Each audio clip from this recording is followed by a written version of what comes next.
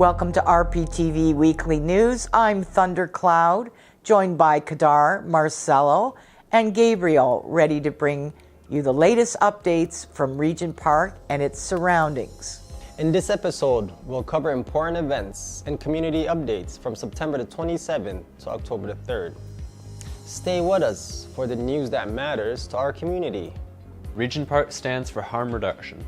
Concerns rise over encampments in Regent Park amid housing crisis. Council Fire celebrates Indigenous Legacy Gathering and the Spirit Garden opening. City of Toronto opens 2025 budget. Chief of Police addresses gun violence and hate crimes in Toronto.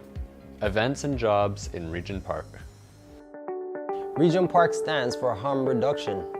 Local residents and volunteers gathered to show their support for harm reduction at Dundas and Parliament, across from the Regent Park Community Health Center's supervised consumption site. Lawn signs reading, "I support harm reduction in my neighborhood," were distributed as a part of an outreach effort by the Toronto Overdose Prevention Society. Many signed petitions, took posters and naloxone kits, while MPP Kristen Wong-Tam visited to offer her support. Volunteers trained people in the area of how to recognize an overdose and give CPR and administer naloxone. They also distributed information showing that from March 2020 to May of 2024, 2,499 overdoses were reversed and 37,326 people were referred to other health services in Moss Park, while in Regent Park, 382 overdoses were reversed and 11,740 people were referred. The community is preparing for more training sessions as they work to keep these life-saving services open. Wayne Porter from PASAN spoke with RPTV. He emphasized the importance of these services, especially with the looming closures of the 5 SCS in Toronto by March of 2025. Our organization is mainly inside the institutions, but we reached out and doing outreach here, and we're harm reduction. Great, and can you tell me more about the action here today, creating awareness to the community? Yes, we're out here trying to get people sign petitions to keep the site, this injection sites open, because Doug Ford and his team want to close them with giving the public false information. Right. And I want to give them the real information, the true information that these sites save lives. And lastly, how important is this action to the community, especially here in Regent Park? It's very important, especially for me. I work in the field, and I'm also used the sites myself, and the site has saved my life numerous times. And that's and nobody has ever died in the sites. And in the last 4 years, over 10,000 people have died in Ontario alone, and not one from the site. Oh wow! Is there anything else you'd like to add? I just want the public to get the truth, not the one side from the court team. Excellent. Thank you very much. Thank you. Concerns rise over encampments in Regent Park amid housing crisis. In Regent Park, tents have appeared in the northwest corner of Big Park, near the children's playground, raising concerns among local residents about the ongoing housing and homelessness crisis in Toronto.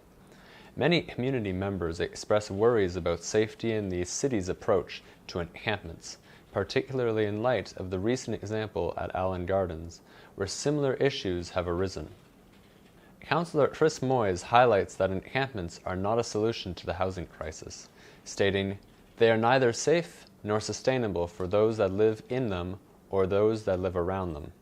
Earlier this summer, he and his colleagues approved a strategic people-first approach to encampments, focusing on human rights and the unique needs of those living in these situations.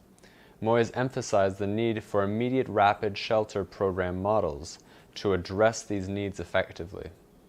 Despite these efforts, the city's shelter system continues to face significant challenges exacerbated by a persistent housing crisis. Moyes notes that as long as this crisis continues, encampments will remain a visible issue in Toronto's parks. We need more housing, and we need it now, he insists, calling for greater support from both federal and provincial governments. To learn more about the city's enhancement strategy, residents are encouraged to visit the city's website for details on outreach, support, park security, and encampment prevention initiatives. Council Fire celebrates Indigenous Legacy Gathering and the Spirit Garden opening. From September 27th to 30th, 2024, the 7th Annual Indigenous Legacy Gathering took place, hosted by the Toronto Council Fire Native Cultural Centre. This 4-day event culminated in the opening of the Spirit Garden at Nathan Phillips Square, a significant new memorial honoring the resilience of residential school survivors and the children who never returned home. The gathering began with a sunrise ceremony on September 27th, recognizing the intergenerational trauma caused by the residential school system and celebrating Indigenous culture. Attendees included Indigenous community leaders, residential school survivors, and members of the public who came together in solidarity, reflection, and healing. During the event, participants engaged in traditional singing, drumming, and dancing, sacred teachings, and powerful testimonies shared by survivors. The opening of the Spirit Garden on the National Day of Truth and Reconciliation, also known as Orange Shirt Day, was a profound moment. Residential school survivors were honored at the ceremony, sharing their experiences and reflections. The Spirit Garden stands as a permanent space for remembrance and healing, offering visitors the opportunity to learn about First Nations, Métis, and Inuit cultures. The gathering concluded with performances by various Indigenous artists, reinforcing the richness of Indigenous traditions and the community's strength. This event underscored the vital message that every child matters, reminding all attendees of ongoing journey toward truth and reconciliation. The work of Toronto Council Fire Native Cultural Centre continues to foster understanding and unity across Toronto's diverse communities. So today, we remember and acknowledge the survivors. We will try in our hearts to take and understand the pain, the anger they still carry today, like myself. When you forgive the church, the government, the people that hurt you, you don't forget. You don't forget. Because of the trauma that we carry in our spirit, it doesn't disappear right away. But us survivors, we persevere, we stand strong, and we're going to keep telling our story until people in their hearts start to understand. We have to, because of our children, because of our grandchildren, because they'll hear those stories, so that they'll know what happened in the dark history of our country. I'm wearing orange today to express the sorrow we feel in that terrible history where the government of the day and the church of the day cruelly separated children from their mothers and their fathers. And in doing so, took away the languages, the culture, the heritage, the stories, and it's just a terrible dark history of the time. Today, it is the Indigenous Legacy Gathering Day. It's also the Orange Shirt Day. As we remember and as we apologize, we're also here to recognize the spirit of resilience and resistance. We are recognizing the ongoing struggle for remembrance and reconciliation and justice. And in sharing that history, in sharing the stories, the powerful stories we just heard about a 6-year-old child being taken away, the loneliness, being scared, the kind of suffering, I would think, that they experienced. But by reclaiming that history, by reclaiming the heritage and the stories and the culture, the rich, rich history, and by sharing it with all of us, we have so much to learn. And we are so fortunate to be able to share in this space as we all come together and experience the many diverse First Nations, Inuit, Métis cultures, traditions, and artistry. And by doing so, it's making Toronto a more dynamic and vibrant place. And we are very proud to welcome this gathering at Nathan Phillips Square. And thanks to Council Fire's leadership, Toronto, as you hear, will soon have a permanent memorial in Indigenous cultural space to honor those impacted by residential schools. That space is behind us, where we're going to formally unveil it on Monday. It's the Spirit Garden. And we're going to do the opening at the National Day for Truth and Reconciliation.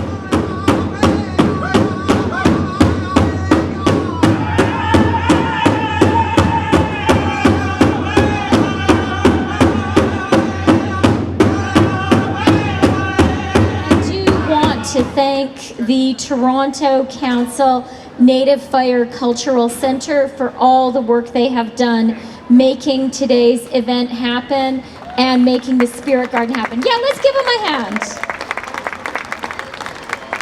Miigwech, merci beaucoup. I just want to take a moment to talk about grandmothers. And a remarkable grandmother I had the chance to meet this morning in the teaching lodge in the Spirit Garden. Her name is Joanna, and she was here with 2 granddaughters. I learned in talking to them that it was Joanna who sewed the ribbon shirts that the members of the Multi-Faith Council that was part of building the Spirit Garden are wearing today. But what I learned, the way that I learned the most about Joanna and her contribution and the contribution of our grandmothers, and especially of Indigenous grandmothers, was from talking to her 2 granddaughters who are 7 and 9. And they were taking such pleasure in identifying on the floor of the Spirit Lodge, of the teaching lodge, there are paw prints of many different animals, of moose and of bear and of wolves and of heron. And those 2 little girls were taking such joy in identifying which print belonged to each animal for everyone who was there.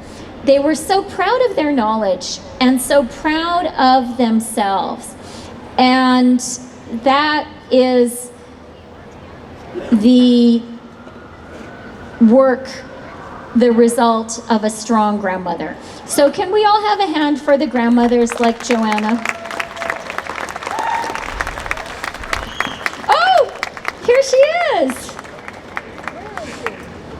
I think one of the granddaughters has just walked over and she's sitting in a front row seat there. Do you want to stand up and wave to everyone? Stand up, turn around and wave to everyone. Today, it's a beautiful sunny day.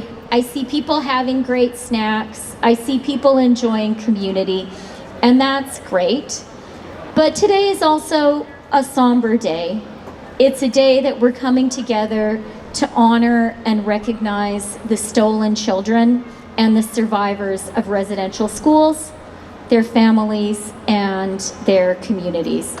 Today is about acknowledging and recognizing that we need to work to overcome our country's harmful colonial legacy.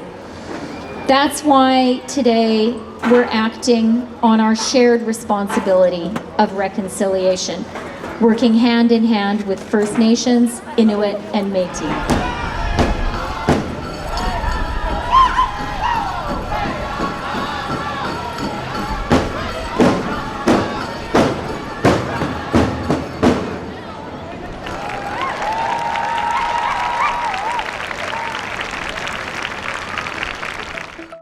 Chief of Police addresses gun violence and hate crimes in Toronto. On October 2nd, 2024, Toronto Police Chief Myron Demkew held a media conference to address the ongoing safety concerns in Toronto, particularly regarding the rise in gun violence and hate crimes affecting neighborhoods like Regent Park. Chief Demkew emphasized that Toronto has seen a 40% increase in hate crimes this year, particularly targeting the Jewish community, highlighting the urgent need for vigilance and reporting any acts of hate or violence. Unfortunately, hate crimes have risen in Toronto, particularly targeting the Jewish community. Year to date, 350 hate crimes have been reported to our hate crime unit, a 40% increase since this time last year. While many different communities have been targeted, the greatest increase has been against the Jewish community by 69%. We strongly encourage the reporting of any suspected hateful act to police. Our expanded hate crime unit continues to investigate every reported instance of hate, including on the ground at demonstrations, to gather evidence and investigate any suspected hate crimes or hate speech or signage. This includes the presence of flags that promote terrorist organizations as identified by Public Safety Canada. We remind everyone that charges can be laid at any time, whether it's hours, days, or even weeks after an incident, including those that take place at demonstrations. Since October 7th, Toronto Police have made 72 protest-related arrests. On Monday evening, we arrested a woman at Pearson International Airport who was wanted for offenses related to two separate demonstrations, one in November and one in March, while she was trying to leave the country. And last night, a person who was wanted by police from a previous demonstration was seen in the crowd and also taken into custody. As we have for the past year, we will continue to ensure that demonstrations are safe while people assemble to express their views. But let me be clear, hate has no place in Toronto. I want to address the recent gun violence in our city over the past several days and weeks. I understand the anxiety, and the data does reflect an increase in gun violence compared to last year. While we share those concerns, I want to reflect on the fact that when we compare this year's numbers to pre-pandemic years, gun violence remains on par, even as our population continues to grow. That said, I'm always hesitant to talk about statistics because we must acknowledge the pain and trauma that families feel as a result of gun violence, and this pain impacts generations. These numbers do not bring people back. We offer our deepest condolences to those who have lost loved ones, and we are committed to doing everything we can to prevent further tragedies. We are working tirelessly and have increased our presence in the neighborhoods most affected by gun violence. Proactive policing and the strategic deployment of our specialized units are central to our strategy. So far in 2024, we have made 746 firearm-related arrests and seized 671 crime guns. Our top priority is keeping our communities safe, but we cannot do it alone. We will continue working with residents, educators, community, and faith leaders, as well as local agencies and our SafeTO partners to offer people a better path forward. City of Toronto opens 2025 budget consultations. RPTV attended a media conference at Toronto City Hall, where Mayor Olivia Chow and Councillor Shelley Carroll, chair of the Budget Committee, announced the start of the city's 2025 budget consultations. The consultations, launching a month earlier than last year, aim to gather input from Toronto's residents on key issues, including housing and community services. Residents are invited to participate through an online survey available in 12 languages or attend one of the 6 consultation sessions in person or virtually throughout October. For Regent Park, these consultations are particularly significant as the community continues to grapple with housing affordability and access to vital services. Residents' input will directly shape the city's financial decisions, potentially influencing programs that affect the neighborhood. We want the budget to reflect people's priorities. It determines how we're going to set this city up for future generations. The budget is a powerful tool to focus council on that task. We tackle the challenges we face and we create new opportunities together with the actual residents we serve. So, it's about maintaining current services, but it's also about planning for a better, more equitable future for Torontonians. Last year was the first year we adopted this new approach, which is to invite you in every corner of the city to share your views before the budget is launched. Before we're wedded to certain numbers, we want to hear from you so that it truly is a meeting of the minds. The response last year when we did this for the first time was truly remarkable. Over 11,000 people participated in the pre-budget consultation process.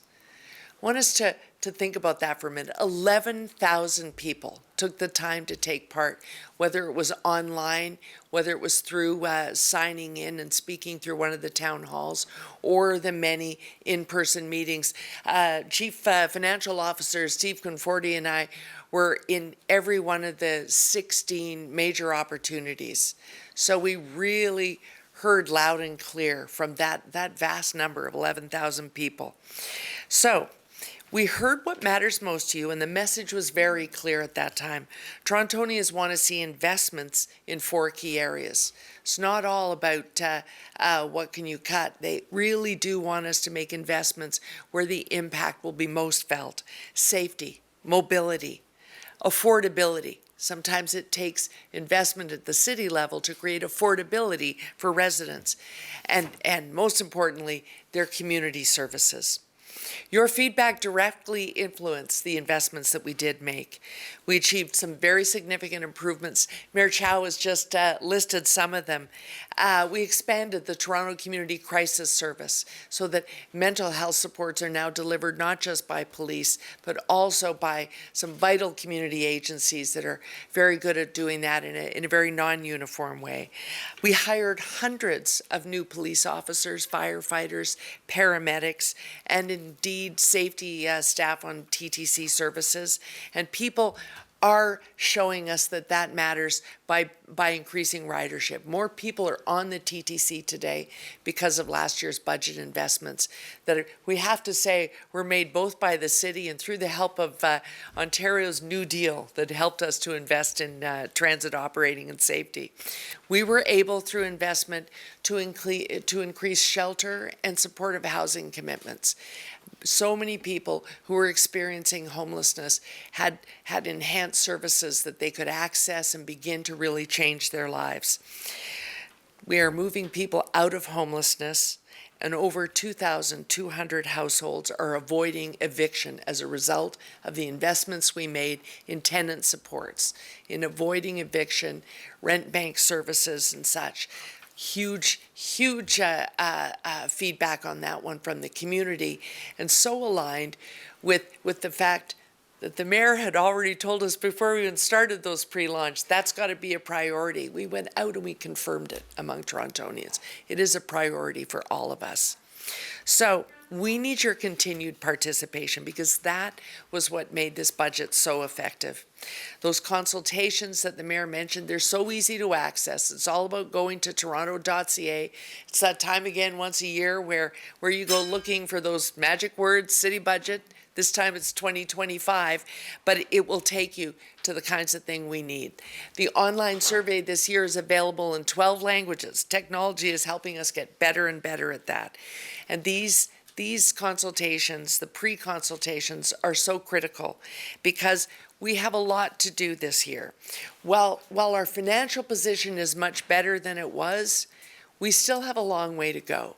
And so, as usual, we're going to be hunting for efficiencies. We need to prioritize, and we need your help in doing that as well. This year will be a year in which wherever we can be lean, we must be lean. Now, for events and jobs in Regent Park community. 2024 Regent Park Social Development Grant applications are now open. The City of Toronto has launched the application process for the 2024 Regent Park Social Development Plan, SDP, offering up to $100,000 for community-driven projects starting September 6th. Grassroots groups and nonprofits can apply for funding to enhance safety, communication, employment, and community building. Applications will be reviewed by city staff and a diverse panel, with approved projects implemented from December 2nd, 2024 to December 31st, 2025.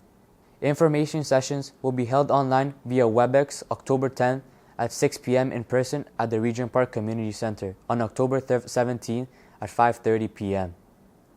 The application deadline is October 29th. Interested applicants can contact Alanike Solomon at alanike.solomon@toronto.ca for more information.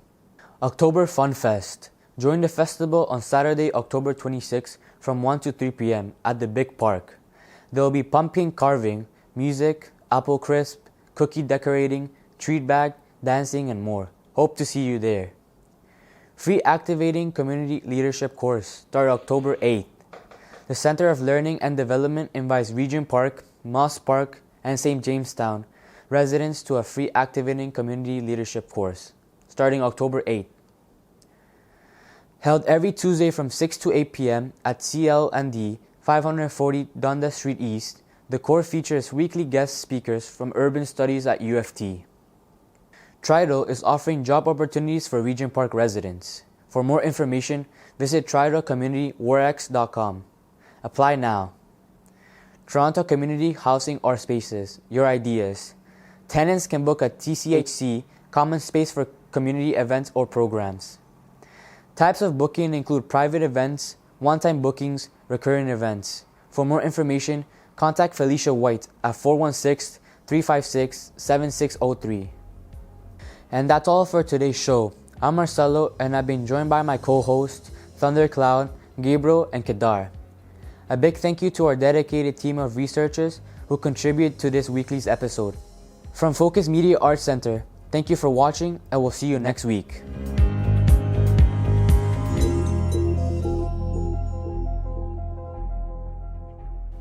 Don't forget to like, comment, share, and subscribe to our YouTube channel. And please follow our social media platforms. For more information, check out our website.